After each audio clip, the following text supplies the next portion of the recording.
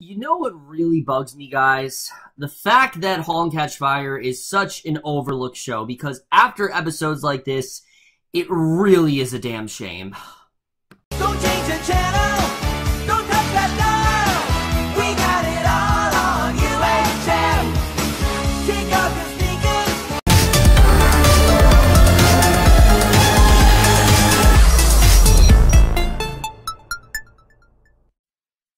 Hey guys, it's Kerry for *Halt and Catch Fire*, Season 4, Episode 7, Who Needs a Guy? And holy shit, one episode. I mean, look, because this was the final season and, you know, the rapid sort of time jumps we've been getting, I think it was pretty clear to all of us that we were crescendoing towards something big. I mean, the way the story was going, everything was so mellow, you know, everything just seemed so okay.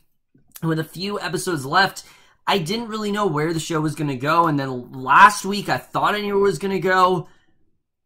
But, you know, I have to say, even though I knew where it was going to go last week, after watching this episode, absolutely not. I mean, just in general, I did not at all think this is where the show was ever going to go. I never thought this would ever be a destination for the show. I thought for sure that we would see, you know, what happened here never really take place. I knew it was eventually going to happen, but I didn't think we were ever actually going to see it take place, and I'm very surprised that it did.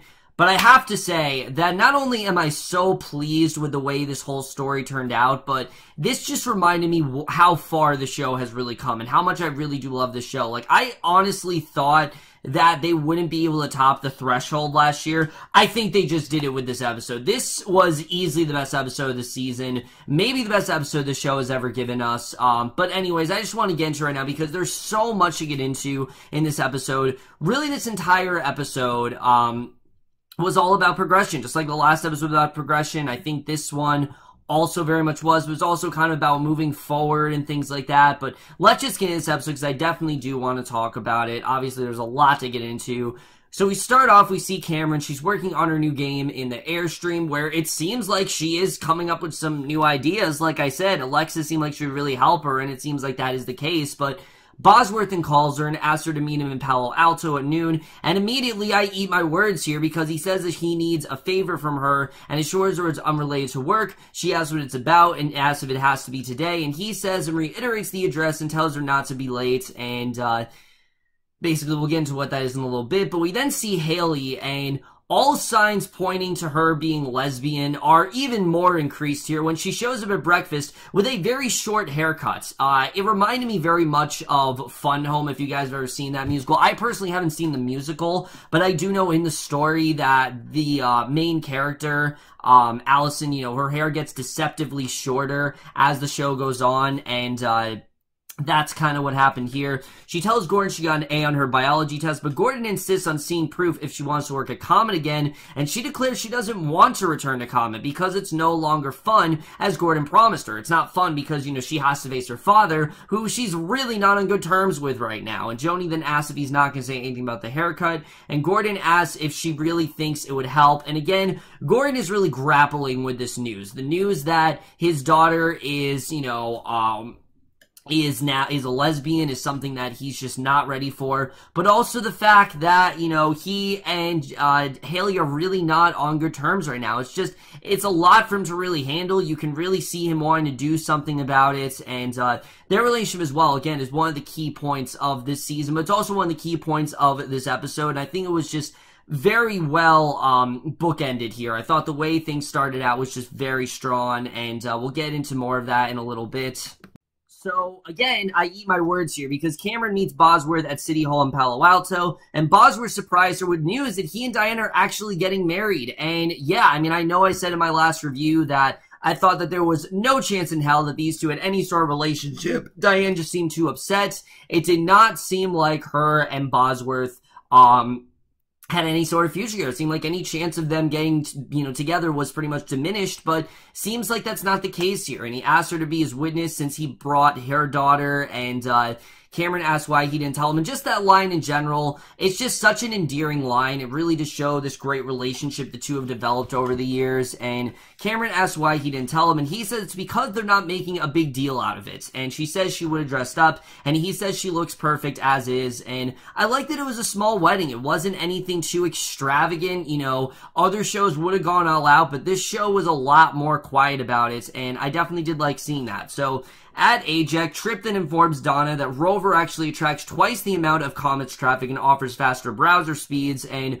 when Tripp asks where she's going for vacation, Donna explains that she's just taking some local R&R. She thanks him for keeping her in the loop and tells her to actually take care of herself. So again, this is basically the end of Donna working at Rover. We knew it was coming, and Donna, again, I thought was moving in a certain direction, but in this episode, it's clear that that's not the case with where she's going. She's actually going in a more hopeful direction than I expected, and again, we're going to get into that in a little bit, but Cameron then stops by Joe's apartment, informs him of Bosworth and Diane's sudden marriage, and goes to pick up toilet paper for the Airstream. She says that she hopes it works out for them better than it did for their other relationships, and he begs Cameron to look at his man on the street footage of people talking about technology, and while it appears these two, you know, all season, it seems like these two have been on relatively really good terms. At first, it seemed like they weren't going to get together, but they actually have been together over this time. You know, while it seems like they're on good terms, again, you can definitely see, where their interests lie. They have very different interest levels, and their careers are really starting to get in the way of this.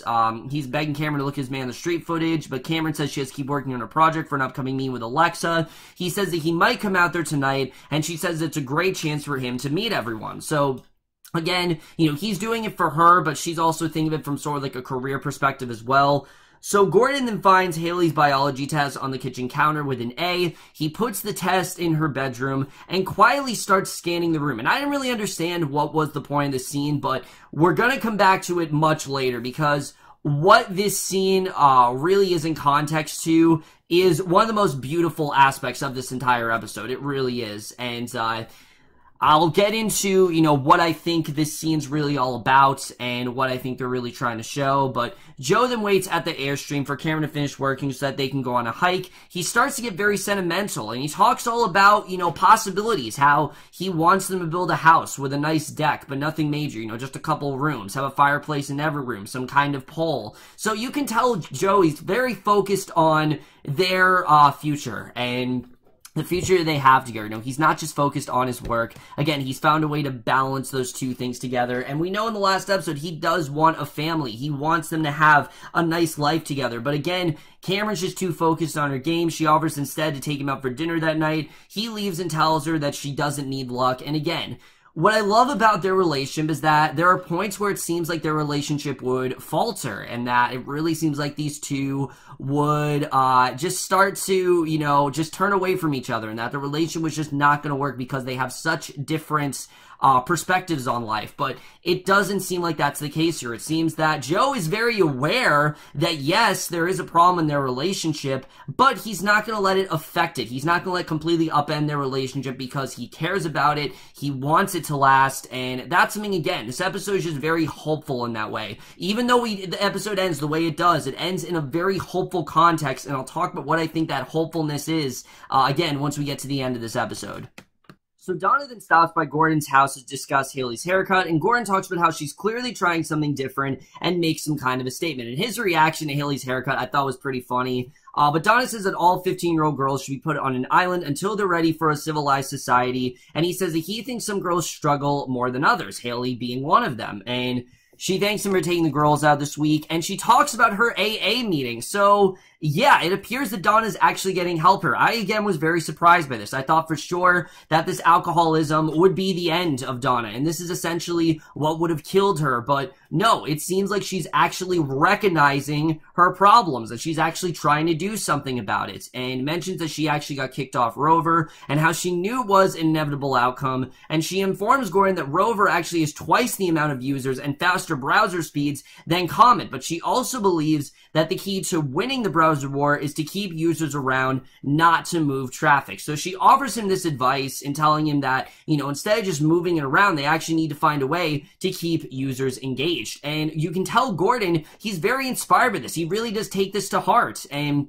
again, it just shows how far these two have come. Even though Donna and Gordon have been working against each other for the majority of the season, they still have a mutual understanding of each other. And we really do see the respect that these two have for each other in this episode. But Gordon proposes to Joe that they aim for stickiness, not speed, and he suggests transforming Comet into a destination in itself, in addition to sending users to other sites. And Joe immediately writes this off. There's just no way they're going to take advice from Donna, especially after he hears that this was actually Donna's advice. No, there's just no way we're going to do that. She's the enemy. No way that we could ever listen to something that, she offered. And he says that they're going to move forward with a marketing plan. And Gordon asks what the point is with coming up with one when they're just going to rebuild the entire site anyway. And Joe says that they're not going to do that. And Katie then informs him that the office is freezing. And again, this doesn't seem like a huge detail. The AC is now working. Throughout the episode, Gordon is, fixing a ton of stuff, and you're not really thinking much here. You're not really thinking much of it, but again, it has a much bigger, it's, one of the most integral parts of the episode than you would think it is. And Gordon tries to fix the heating system. Joe continues to argue, taking advice from Donna, and Gordon defends Donna and reassures him that she's in a different place now and has other things to worry about, and she's not going to single-handedly destroy the company her daughter works at. But Joe reminds him that Haley really no longer works there, and now it's the perfect time for her to strike. And in the middle of them arguing, the power just suddenly goes out, and, again, this is a lot of what's going on in the episode is Gordon, like I said, fixing things, and again, you can tell where Joe's head is at and where Gordon's head is at. While Joe, is very concerned about Donna, again, you can tell he's very adamant on her not joining them, and he's doing everything he can to persuade Gordon to not take orders from her. Gordon, I think, is a little bit concerned, but he's also a little bit more welcoming when it comes to Donna's advice, because he knows that she doesn't have a malicious intent.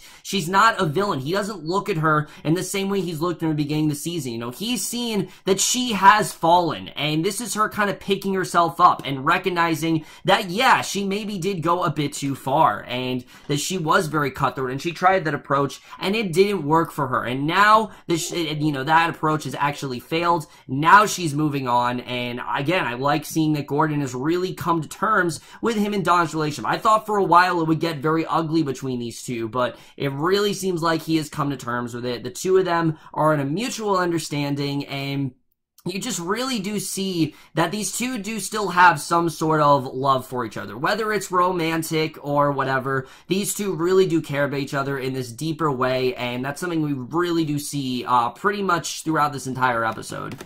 So Donna then brings a wedding gift to Diana and Boz at their house, and she compliments them on their wedding, and Diane then apologizes to Donna for treating her harshly at work, and Donna then says it's not necessary since the situation itself was actually complex, but the matter has been handled, and she's no longer upset about it. So Diane then reveals that she's planning to step back as a managing partner in order to spend more time with Bosworth, and she offers to back Donna as a replacement. She wants Donna to actually take over for her, but Donna thanks her, and Diane says that they should celebrate with champagne, but Donna insists on water. And just that little subtle detail of Donna recognizing her problems is just very rewarding. I really did like the payoff here, that Donna's realizing that, yeah, I have a problem. I probably shouldn't be drinking alcohol anymore. I definitely really like seeing that. So Cameron then shows her progress to Alexa, and Alexa tells her something that Cameron hasn't really heard in a while, because Cameron gives her the main objective that, basically she wants the games to create a world in which the actions have consequences, and that she was trying to do that with Pilgrim,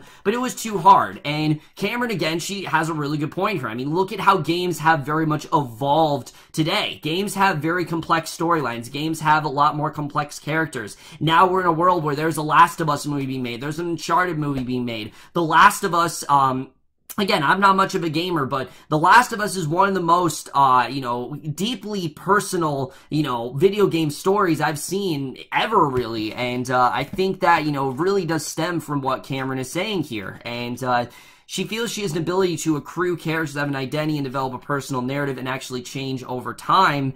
And she notes Alexa's underwhelmed response, and Alexa suggests they go for a hike. So yeah, Alexa's kind of underwhelmed here, and she says that sometimes she thinks the ideas can get bigger when the space around them does. So Cameron's obviously very surprised. She thought she really had a great idea here, but Alexa, for some reason, just isn't really that impressed. And Gordon then fusses with the fuse box. Joe continues to talk about his concern for Donna and how he doesn't trust her, and he informs Joe that he was right about Haley's interest in girls. And Joe says that the most important thing to do is to not isolate her. He knows it's a very tough stage for her to go through, and she needs a space like Comet. But Gordon worries that Haley hates him too much to ever return to Comet. It's just not going to happen. You know, these two are not at all on good terms right now, but she very much trusts Joe. He knows that, and he flips the fuse breakers, the lights then turn on, and Joe then calls Haley and basically tries to convince her to return to Comet, and it doesn't take much. All he says is, you know, you should return, because, again, he knows her. He's able to convince her. They have a much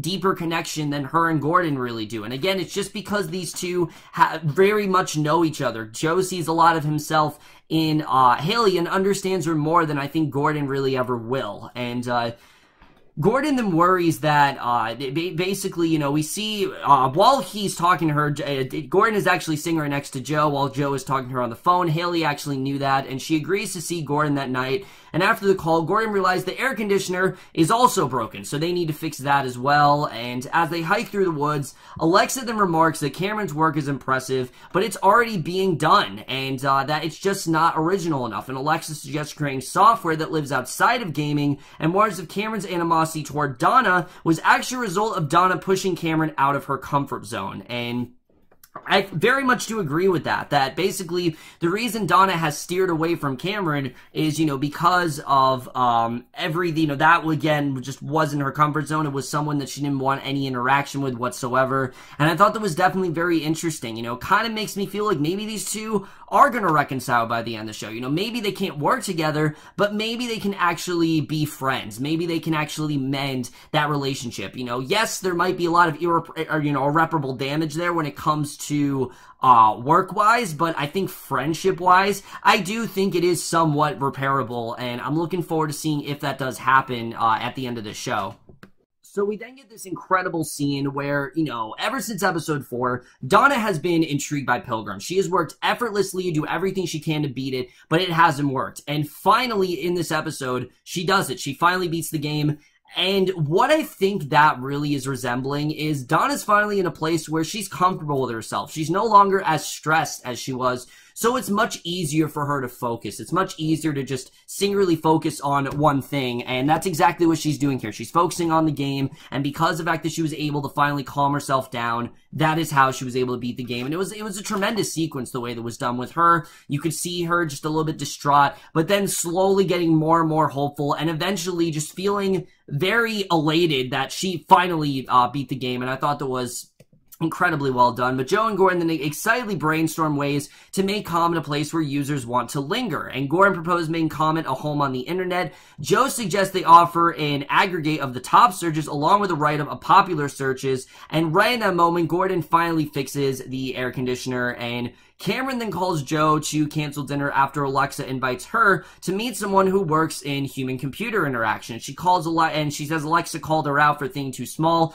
and Joe asks when the last time she heard that was, and Cameron says it's been a while. The last time she heard that, of course, was from Joe. Joe told her that she was thinking too small, and he tells her to have fun tonight. She says she's thought about building a place out there and does hang up. So again, we can see where this could maybe be a bit risky in terms of their relationship, but where they've been all season, I'm not really worried. I think these two have a good understanding of each other. I think that Joe, he recognizes the fact that they can't spend all the time in the world together, but I think he wants to do whatever he can to make this relationship manageable and make sure that they do, in fact, last, and I really like seeing that. So Joe and Gordon then sit down in the conference room to brainstorm new concept for Comet, and Gordon then writes redesign on a board, and Joe asks him to change it to relaunch, and Gordon suggests that they actually reconvene the next day so that he can meet Katie for dinner. And that word relaunch, again, is a big part of this episode. We're going to get into where I think that's going at the end here, but then we get what is easily one of the biggest scenes. It would have been the biggest scene of the episode if it wouldn't have been for the very end, but it definitely is probably one of the most eventful scenes here, where Joe goes to Donna's house and asks if she's gave Rover's marketing data to Gordon as part of a plot against Comet, because he's so fixated on this concept of her turning against them and her having these, more, malicious intent, which, again, Gordon very well, told him that that's not the case, that there's no way she would actually do that, but you can tell that Donna, she has a bit of a more altruistic motivation, which I was very surprised about. Donna actually takes offense. She tells him to leave, lets him know she's not a part of Rover anymore, so she's no longer their competition, and he says that she just came over to get to Cameron to sign for the algorithm, and she tells him that shit changes fast. And to be honest with you, I think that's kind of that kind of sums up this entire season, is that shit really does change fast. I mean, think about it. One moment, you have Cameron away from Joe and Gordon and them working on this thing together. Joe wanted nothing to do, Joe and Cameron just trying to keep their distance from each other, but then they end up falling back in love. And, one moment you have, you got Donna and Cameron working together, and now that's not the case. And, then one moment Donna is very successful at Rover. They're more successful than Comet ever was. It seems like they're gonna be the most successful, browser out there. And then what happens? She's kicked out. So again, shit changes fast. I think very much, just kind of, again, just sums up this entire thing. And he asks if she's off the project, how she got the numbers, and she says that he's acting like the old volcanic Joe McMillan ego, and asks if she thinks she has time to sit around to plot against them. Tells him she doesn't give a shit about his company, and the only reason that she ever cared is because her daughter was a part of it, and now that's not even true. So she gave it no thought at all, and he informs her that Haley does still work there, and he spoke to her this afternoon. She happens to be someone he cares about, and he tells her that Gordon and him are getting started on a new idea that actually stemmed from a comment she made, and he just wants to be sure that she's not planning to do something to screw them over. And he goes all the way back to how she tried to get him kicked off the browser project. Remember when that happened back in, I believe, season 2, and stole her idea for the web index? And she tells him he's right, she's not a trustworthy person, and the best thing he can do is to leave her alone, and tells him that, and basically she tells him essentially that you have won, that he has Haley, he's got Gordon, he's got Cameron, everyone that she cares about, Joe has taken from her, and that he has everyone, and asks what more he really wants from her. And she slams the door in Joe's face and accidentally crushes his fingers. And from this moment, these two really do have a deeper understanding than ever, especially when we go to this next scene where Donna actually ices Joe's fingers. He asks her why she's off Rover, and she said it's a long story, but the short version is that it wasn't up to her, and he apologized for getting in her face, but doesn't feel he deserves the crushed fingers, and says that she didn't, and she admits she didn't do it on purpose. And he says he knows, and insists that she would never interfere with Comet. Even if Haley weren't there, she wouldn't do that. And in this moment, Joe realizes, holy shit, this is me. This is who I was, like, all those years ago when we were back at Cardrift. This is exactly how I was. I was this possessive. I was this manipulative. I was this, I was this, accusatory. Everyone was accusing Joe. Everyone was, thought Joe was so shady and things like that. But now look at him today. Joe's in a completely different place. And Donna's essentially been the villain of the season. She really has. I mean, she's been the one that's had all these ulterior, we thought all season, is she gonna turn against them? There's no way that that she's going to let Comet outdo her. But we realized in this episode that was never really the case. And honestly, I think Joe really understands that this wasn't really that Donna wanted to outdo Comet. She just needed something to do. She wanted to work on something. She's given up everything in her life just for this one idea. Who does that sound like? Well, that would be Joe McMillan. That's exactly what Joe used to do. He used to prioritize work over everything else, and that was the main principle, to the fact where everything else just kind of got pushed to the side, where eventually everyone just turned against him. And that's exactly where we were a season ago. Last season, no one wanted anything to do with Joe, but now here we are in season 4, and Joe has found a way to really bring himself back up, to repair some of those, relationships that seem pretty much just damaged forever. He actually found a way to fix them, And I think Donna's in a very similar position now where, yeah, she has squandered a lot in her life. A lot of the things that, I think she cared about, she did kind of push to the side. But I think this is her finding a way to build herself up again, and I think that's really where we're headed. I think Donna is going to try to repair a lot of things, and I think these two just have a deeper understanding than ever before, and I really love seeing that. But then, of course, we get to the big scene here where you thought this would be like the big scene in the episode, but it's not. Again, it was obvious that we were building to something big this season, and here it is. We see at home, Gordon's preparing for his date with Katie, and he then sees Donna walk through a room, but it's not the Donna of today. It's the Donna of the first season, like the 1980s. That's the Donna that we're seeing. He follows her to another room, which happens to be his old kitchen, and he sees Donna feeding a young Joni and Haley, so, we can tell that definitely something's up here. He follows Donna to a nursery and sees her sing a lullaby to a newborn Joni, and, it's just a very beautiful scene, the way we can tell his life is pretty much flashing before his eyes at this point.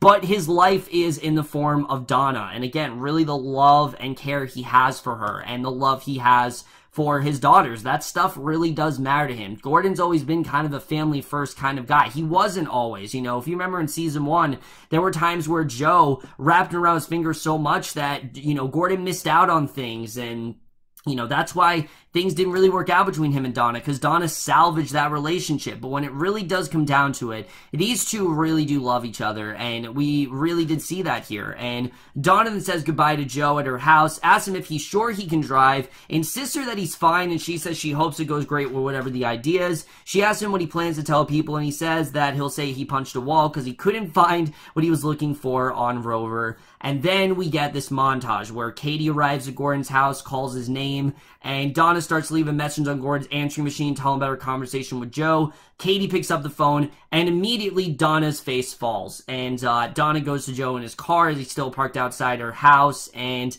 it doesn't take, a genius to really find out that, yeah, Gordon is actually dead. And that's where we head in this episode. And I was shocked. Again, I had no idea the show was actually going to go here. But yes, they actually killed off Gordon. But honestly, it makes a lot of sense. Gordon had basically fixed everything in his life. He was at a point in his life where he was on good terms with Joe. He had just reconciled with Joe. He was about to reconcile with his daughter. He was about to tell his daughter that he accepts her for who she is. They were about to have a mutual understanding of each other. He finally had a woman who was good for him, who understood him, who didn't try to, who wasn't turned off by disease, who wasn't turned off by all this stuff. He had everything lined up for him in his life, and he was finally in a place where it was a time for him to go. And he was in a place where he could die in a peaceful manner. And I can't really think of any other way to go out than seeing your life flash before your eyes. That's exactly what we saw here.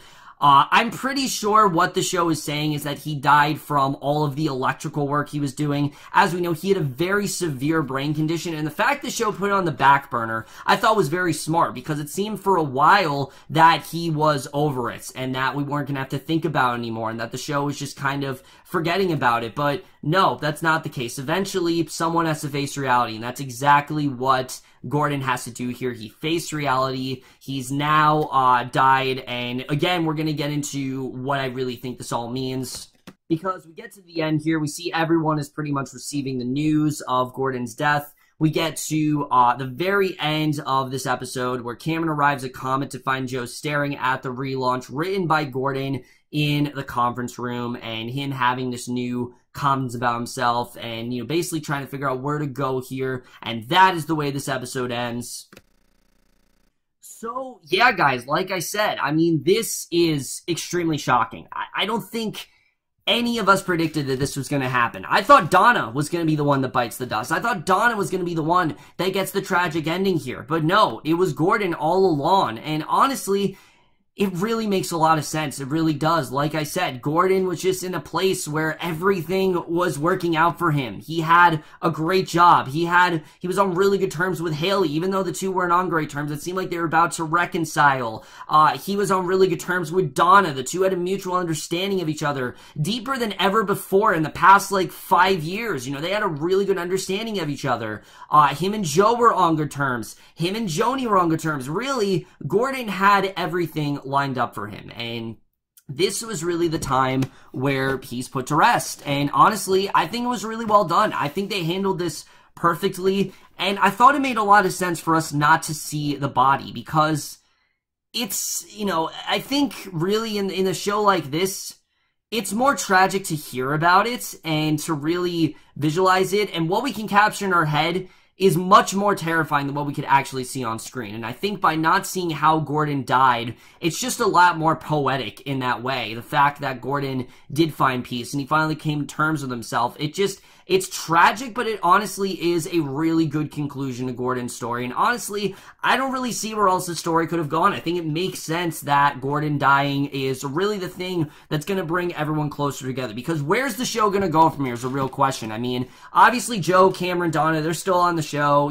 Boz, they're all still there. But how do they move on from this? What really happens here? Well, I think that they are going to. I think that we're in a place now where, yeah, everyone is going to move on from it. Joe and Donna especially have a much deeper understanding of each other. They really understand one another in a bigger way than they ever did before. And I think this is going to get the two to really, focus on, really just be able to reconcile and move on from that stuff. And Donna, again, especially, I think, is in a place where she is able to move on. And she's going to be like Joe. She's going to try to fix all of these, damaged relationships. Maybe she could even fix things with Cameron. Who knows? I mean, there's a lot of possibilities. But the bottom line, I think Gordon dying is what's going to bring everyone together. I mean, everyone knows that something like a tragedy, those things bring people together. And we've seen that before in this show. We just saw it with Bosworth's almost passing. We just saw that happen a couple episodes ago. And I think that's exactly where the show is going, that this is what's going to bring everyone together.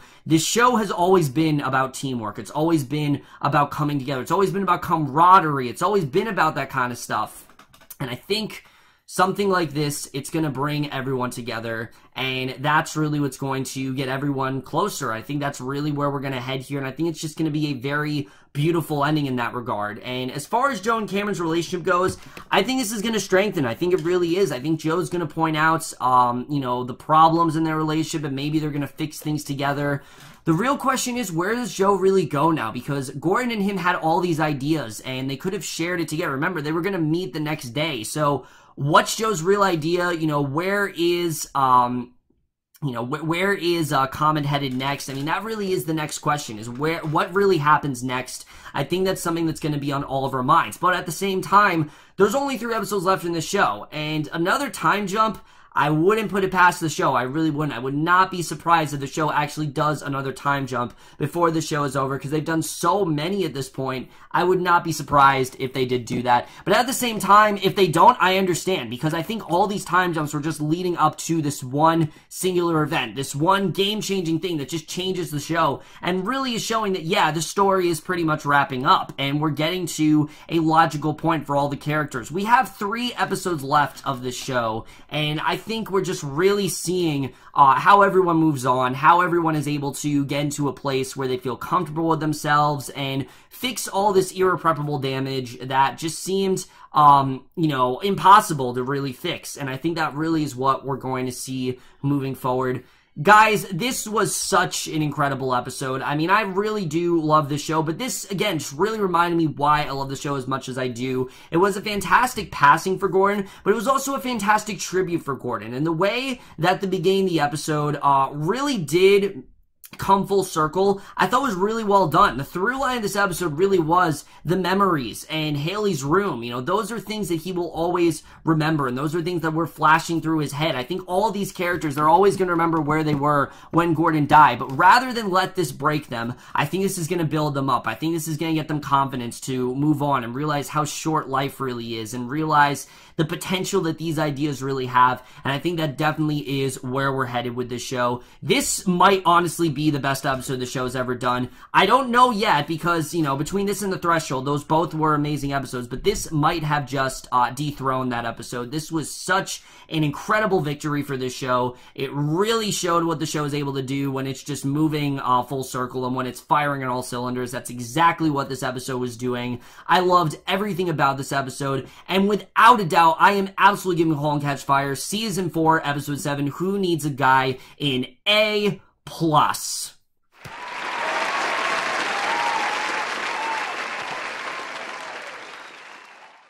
It is honestly astonishing how underappreciated this show really is. And like I said in the beginning of this review, I mean, it just really baffles me how, you know, just how underlooked this show really is. And I understand, of course, Season 1, it did drive viewers away and things like that.